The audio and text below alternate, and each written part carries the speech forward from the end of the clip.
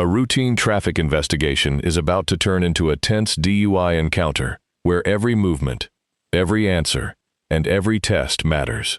The driver insists that anxiety, not alcohol, is affecting his performance after being involved in a collision, while the officer carefully follows standardized field sobriety procedures to determine whether impairment is present. As this unfolds, watch closely how both sides communicate under pressure. Was the officer patient and professional? Did the driver's anxiety make these tests more difficult? Stay with us, because this encounter takes several unexpected turns before the final decision is made.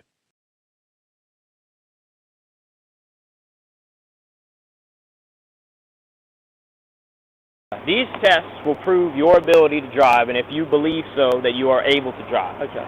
And you guys got to also understand, like, there's stuff like, obviously I'm a little nervous, or not a little, I'm very nervous. I completely understand. I just got in a freaking car. Being nervous is completely understandable right now. So do this for me. Stand directly in front of me right here. Go ahead and come about another. Yep, there you go, right there. Okay, now I want you to remove your glasses. Now that's because this is an eye test. Well, I'm blind. I understand. This is going to be a bright white light. You're going to be able to see it. Okay, I'm going to hold it right up here. Now, while we're doing this test, I want you to understand a few things, okay? I want you to keep your head stationary. Only follow this light with your eyes, and I want you to put your feet together and arms down at your side. Only follow it with my eyes? Correct. So let's start at the bottom. Feet together, arms down at your sides. I know you have your glasses in one hand. That's fine. Keep your arms down at your side. Don't move from this position. Now, I got to itch. All right, itch, and then we're going to get started, okay? Now, like I said, I'm going to hold this light right here, okay? You're going to follow it with your eyes only. You're not going to move your head. Do you understand that? Yes, sir. Okay. I can blink, right? Yes, you can blink. That's absolutely allowed. Okay, now I'm going to be moving it back and forth. I may be talking to myself. That's just for me. All right. Okay, go ahead and put your arms down at your side. Keep them there. Just follow this light. Only move your eyes. Do not move your head. Do you understand? Yes, sir. Okay.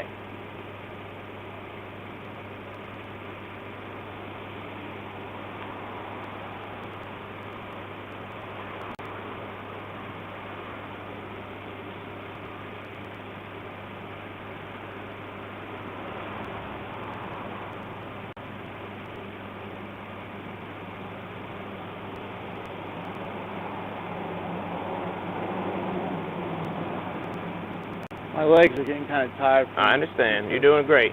Okay? I'm just kind of like... I understand.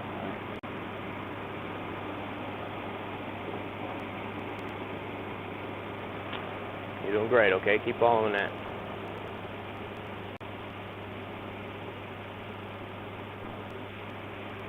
It's not funny. I'm like nervous to even blink. It's all right. Just keep following that light. You're doing great. Don't move your head, okay? All right.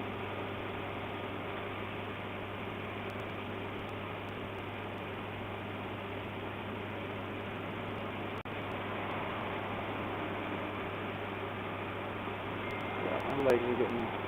I understand. You're almost done, okay? Just standing in one spot, like... for those guys. At this point, the officer has completed the eye examination, commonly known as the horizontal gaze nystagmus test, one of the standardized field sobriety tests used during DUI investigations. Notice that the officer repeatedly reminds the driver to keep his head still and only move his eyes, while also reassuring him throughout the process. That's an important part of maintaining consistency during the evaluation. Meanwhile, the driver repeatedly explains that he's extremely nervous because of the recent crash and his anxiety medication. Here's the key question. Do you think genuine anxiety can significantly affect someone's performance during these roadside tests? Or should officers rely strictly on what they observe? Let us know your thoughts as the next test begins. Okay, you can relax. Okay, you can put your glasses back on. All right. Stretch your legs out, okay? All right, now, the second test we're going to do is going to be a walk and turn test. So do this for me, okay? I want you to stand right here for me, right next to me. I want you to put your arms together. I'm sorry, your feet together, arms down at your side, okay? Just like this, right now. You want me to do it with you? Yes, sir, right now. Okay, I want you to put your feet together, arms down at your side, okay? Now I want you to take your right foot and put it directly in front of your left foot and touch it heel to toe just like you're doing, okay? Now I want you to stay in that position, okay? Can I pause a minute and ask a question? So I'm like, I mean, obviously my whole body's still shaking. Like, I completely understand, sir. I understand you've been in a collision. You got a lot going on, okay? Okay. I mean, I'm just saying, like, I've been trembling. You can ask them. I like, understand. and I take medication for anxiety. As Okay. well, so. Now listen, I'm going to put you back in this position, All right. and I need you to stay in this position while I Okay. explain the whole test. Okay. And you're not going to start until I tell you to do so, All okay?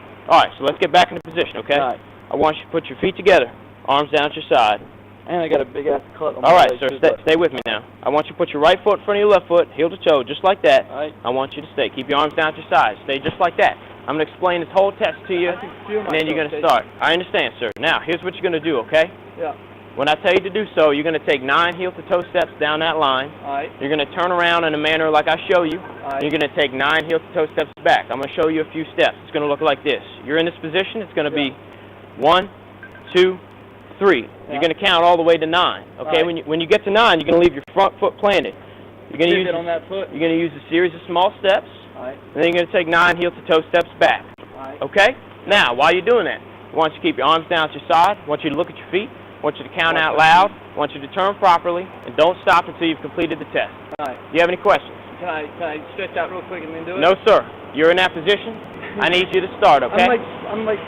Sir, I need you to keep your arms down at your side. All right. Do you have any questions? Yeah. No, that's okay. Okay, you can begin. So 9, pivot, step, turn, and then come back. 9. That's correct. All right. 1, 2, 3, 4, 5, 6, 7, 8, 9. Does it matter which way I turn? I showed you how to turn, sir. You I need know, to turn but- like I showed you. I'm just saying, can I do like, is that okay? I'm going to do 9 back. 1, 2, 3, 4, 5, 6, 7, 8, 9. The walk and turn test is complete, and while the officer tells the driver he did great, remember that officers aren't grading these exercises the way many people assume. They're watching for specific indicators, sometimes called clues, such as stepping off the line, improper turns, losing balance, or failing to follow instructions exactly as demonstrated. Throughout this encounter, the driver continues explaining that he's trembling because of anxiety rather than intoxication. This creates an interesting situation because stress, injuries from a collision, fatigue, or even certain medical conditions can sometimes affect balance as well.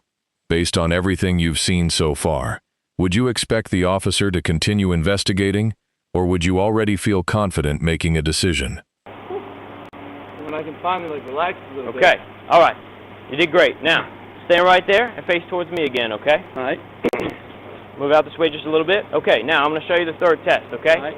First, I'm going to get you in position. All right. Okay, I want you to put your feet together, arms down at your side, okay?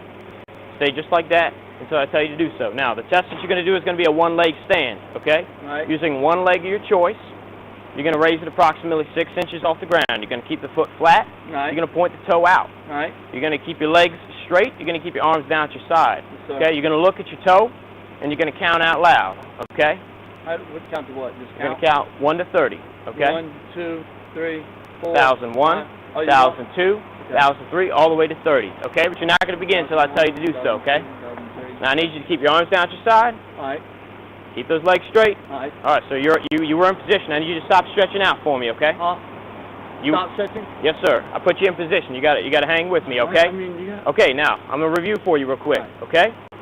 You're going to keep your legs straight. You're going to keep your foot approximately 6 inches off the ground. You're going to point your toe out. You're going to keep your arms down at your side. You're going to count out loud, 1,001, 1,002, 1,003 until I tell you to stop. All right. You understand? Can I say one thing? Yes, sir. I feel like, do you understand how nervous I am? Like, I know this because I've been so. I completely understand you're nervous, and sir. I'm still like. Okay. Right now, though, I need you to hang in with this test, okay?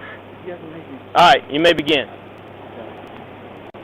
1,001, 1,002, 1,003. I need you to raise that foot a little higher, sir. 2005, 2006, 2007, 2008, 2009, 2010, 2011, 2012, 2013, 2014, 2015, 2016, 2017, 2018, 2019, 2020, 2021, 2022, 2023, 1024, 1025, 1026, 1027. All right, so you can stop. All right. Here's the moment that changes everything. Despite the driver's repeated explanations and willingness to participate in the field sobriety tests, The officer has determined there's enough probable cause to place him under arrest for suspected DUI before offering an evidentiary breath test at the station.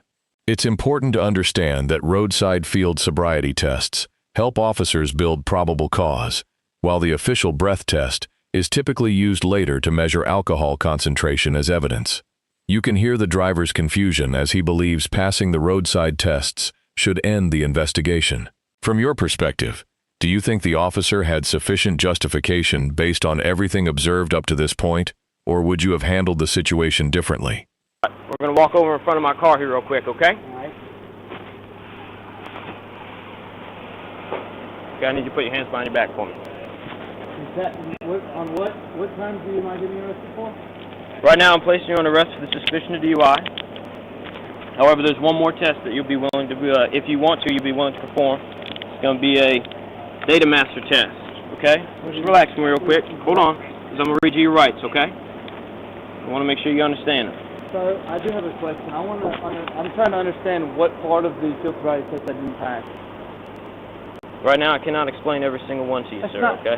That's not All right, so I'm going to read you your rights, okay? Hold on. No. You said if I have a question, we can talk about it. Will you let me read your rights to you first? And then, if you want to ask me a question, I'll answer I the don't question. understand what I'm being arrested for. You have the right to remain silent. Anything you say can and will be used against you in a court of law. You have the right to talk to a lawyer and have him present with you while you are being questioned.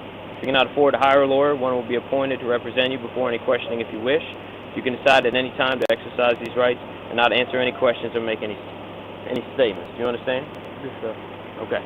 I'm going to have you sit in the back of my car. Do you want to ask me a question right now that I can possibly answer? Yeah. Other than breaking down this entire No, I just test want to that we know, just did. so the field sobriety test is for me to prove that I'm not under the influence. So I'm telling you, but Correct. I know you can't take my word, but I'm telling you that I'm in AA, I moved to Charleston to get sober, okay?